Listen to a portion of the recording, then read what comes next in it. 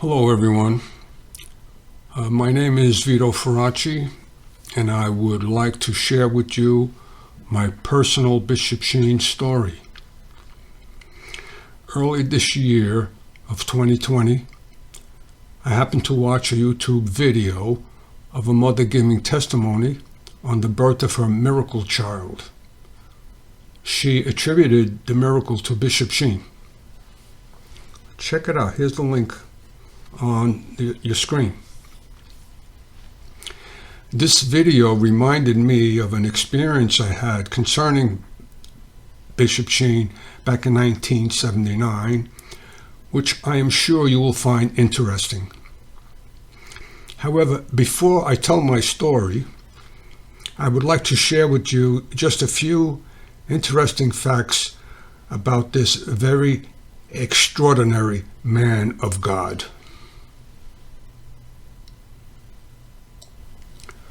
Not all brilliant people are holy, and not all holy people are brilliant. Bishop Sheen was both. Not only was he a bishop of the Catholic Church, but he was also a theologian, a philosopher, a professor, a radio and television personality, and the author of at least 66 books. While serving Mass as an 8-year-old altar boy for Bishop John Spaulding of Peoria, Illinois, Sheen dropped a wine cruet on the floor and it shattered. After Mass, Bishop Spaulding spoke to the frightened boy and made 2 prophecies about him. First, the bishop said he would one day study at Louvain in Belgium, and second, he told young Sheen, "Someday you will be just as I am." Both prophecies came true. Father Sheen received a PhD in philosophy at the Catholic University of Louvain in Belgium in 1923, and later on became a bishop just like Bishop Spaulding.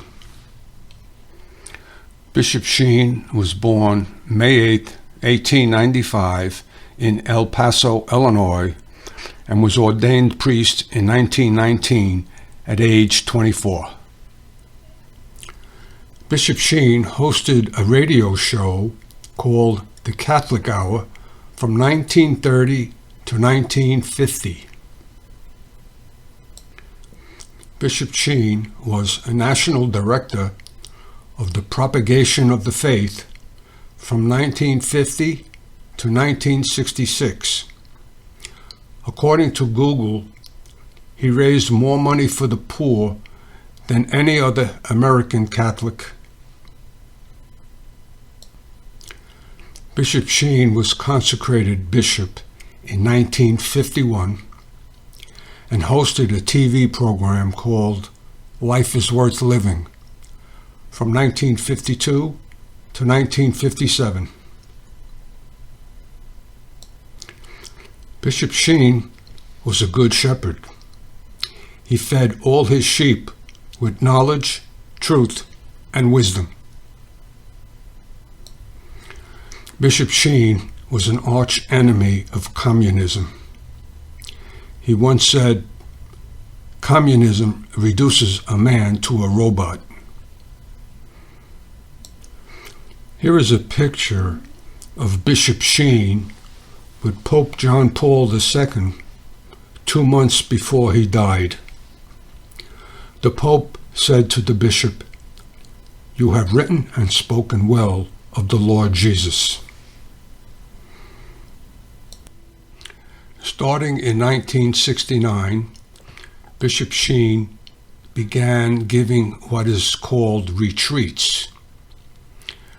These retreats were a series of talks given to fellow priests, religious, and sometimes the laity. In 1973, Bishop Sheen gave a retreat in Gary, Indiana. This particular retreat consisted of 15 talks, each ranging from 35 to 45 minutes. My story begins about a year later when I bought a set of cassette tape recordings of that retreat. In those days, audio CDs were not available. In one of his talks, I remember him saying, "I pray every day I drop dead in front of the Blessed Sacrament or on a feast day of Our Lady." Listen to his actual words. I pray every single day of my life that I will drop dead at 80. I'm 78 now. I don't look it, but that's all right. I use palm olive soap. I pray every day that I will drop dead. And incidentally, this is where physical strength comes, too. Believe me, we win when we spend our physical strength, maybe early in the morning, late at night, before the good Lord. We get it back. Dottie at Derby tour. So I pray every single day that I will drop dead at 80 in the presence of the Blessed Sacrament, on any feast of Our Lady or on a Saturday. I don't know whether the Lord will grant my request or not. But I do know that if he doesn't, after having asked him for so long, he's going to be mighty embarrassed when he meets me.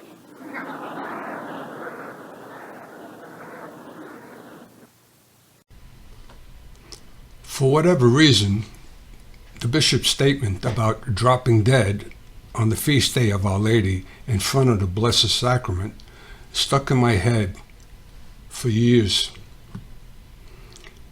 As you may know, Bishop Sheen died December 9, 1979, which was a Sunday. At that time, I was living in California in the Los Angeles area. Early in the morning of December 10, which was a Monday, I clearly remember walking by a newsstand. Thinking back, this was abnormal for me because a normal weekday morning for me meant having breakfast at home, getting in the car, and driving straight to work with no stops in between. I cannot recall why this Monday was different. Anyway, as I was walking by the newsstand, I happened to see the front page of a newspaper called The Register, which was a popular newspaper in the Los Angeles area. On the front page was a picture of Our Lady of Guadalupe, side by side with a picture of Bishop Sheen. As best as I can remember, the two pictures took up the entire front page. The caption under the bishop stated that he died the day before. I do not recall exactly what the Blessed Mother's caption was, but I am sure it had something to do with her Guadalupe apparition feast day. Seeing this front page and recalling the bishop's prayer, I immediately put two and two together and concluded that God had granted the bishop's wish for dying on a feast day of Our Lady, which had to be December 9. It dawned on me a little later that the Catholic appointed feast day of Our Lady of Guadalupe is December 12 and not December 9. So I then proceeded to do some research to determine the reason for the apparent disconnect. Here is what my search revealed. Our Lady appeared to Juan Diego for a total of 4 times in 1531. The first 2 apparitions occurred on December 9, and the last one occurred on December 12. Also on December 12, the miracle of the appearance of Our Lady's image on Juan Diego's tilma occurred. So I assume that is the reason why the Catholic Church decided to make December 12 the feast day of Our Lady of Guadalupe, as opposed to December 9. However, keep in mind, December 9 remains a very special day because of the fact that it is the day of the very first recorded apparition of Our Lady in America. Bishop Sheen lived in a 3-room apartment in New York City where he was found dead on December 9. In the apartment, he had a bedroom, a study, and in between the 2 rooms, a chapel that housed the Blessed Sacrament. In one of his talks, Bishop Sheen said he would spend 1 hour a day praying before it, a devotion he recommended to all his fellow priests. He said he must have passed that chapel 100 to 200 times a day. What follows is the bishop's exact words from that 1973 retreat.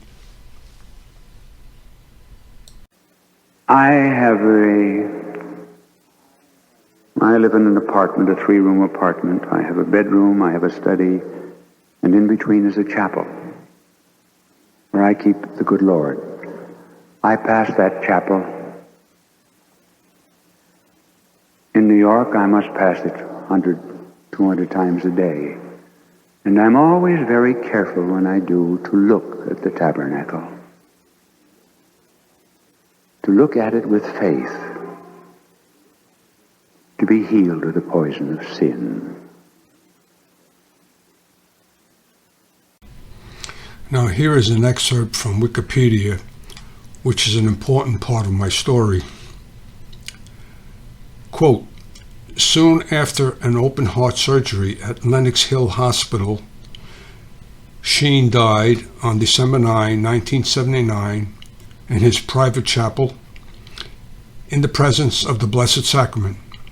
Unquote. So it looks like the good Lord granted 2 of the bishop's wishes, namely dying on Our Lady's feast day and in front of the Blessed Sacrament. Anyway, getting back to my story, I bought the Register newspaper, took it home, and placed it in my file cabinet for safekeeping. 2 years later, in 1981, my family and I moved back to New York. I remember that move-in day in New York when the moving van came to deliver our furniture. It was a very large van and was packed with other people's furniture along with ours. I got involved with quick and hectic unloading of the truck, and the act of marking off a checklist either had skipped my mind or became impossible. Long story short, all our belongings were delivered safe and sound, except for my file cabinet. It was a day or 2 later that I realized that my file cabinet was missing. I suspect it was mistakenly mixed in with other people's furniture on the truck. I called the moving company, explained the situation, but had no luck. My file cabinet was gone. That was a very sad day for me. I recall caring little for anything in that file cabinet except for the newspaper with the pictures of the bishop together with Our Lady. Soon after, I made several phone calls to the Register asking for a copy of that beautiful front page. That exercise got me nowhere. After a while, I gave up the search and sadly accepted my loss. As time went on, I often wondered why the good Lord allowed me to lose that newspaper. Then, in 2019, 38 years later, I presented my Bishop Sheen story at a Knights of Columbus meeting. I sadly explained why I did not have a copy of the newspaper front page to show them, which was an important piece of my story. At that meeting, one of the knights said to me, "Oh, you've been searching in the wrong places." At our next meeting, he gave me a phone number to call, And lo and behold, that phone call produced good fruit. I received an electronic copy of a front page of a registered newspaper dated December 10, 1979, the day after Bishop Sheen passed away. However, it was not the same front page that I remember. I was told that the copy that I received must have been that of a different edition. So I performed another search for some other December 10 register edition, but had no luck. However, the front page that I did receive, dated December 10, does have a picture of the bishop together with Our Lady, which provides sufficient support for my personal story. I will always be grateful to that member of the Knights of Columbus who helped me find this newspaper page. Note, the caption under Our Lady's picture reads as follows: "Protected. A figure of the Virgin Mary appears to be watching over this stern-faced costumed youth at the Orange Diocese's Feast of Our Lady of Guadalupe celebration Sunday at Santa Ana Stadium. Groups participating included the Mater D High School Marching Band and choirs from 15 Catholic churches." Also note, this Marian celebration took place on the same day that the bishop died. Some closing thoughts. Bishop Sheen prayed he would die on the feast day of Our Lady. He did not die on the church's appointed feast day, December 12. He died December 9, which was the day of Our Lady's first recorded apparition in America. Certainly, that should also be considered as a feast day of Our Lady. Bishop Sheen prayed he would die in front of the Blessed Sacrament. Yeah, the bishop was granted that wish. The bishop prayed that he would die at the age of 80. He died age 84. The good Lord did not grant the bishop that wish because the good Lord had 4 more years of work planned for him. And Bishop Sheen prayed he would die on a Saturday. No, he died on a Sunday. I don't have the answer to that one. Here are some quotes taken from Bishop Sheen's 1973 retreat. They are just a few of a multitude of profound truths that this great man revealed that you will probably not hear anywhere else. It would be wise to ponder them carefully. We are living in the first age in history that has denied the reality of sin. Sin is not the worst thing in the world. The worst thing in the world is the denial of sin. The devil is most powerful when he has people believing he does not exist. The devil is running things down here, and he's doing a damn good job. Knowledge is acquired, wisdom is infused. Note, by the way, Bishop Sheen CDs can be easily found online, and his TV shows can be found on YouTube, all of which are chock full of knowledge, wisdom, and truth. Here is my contact information.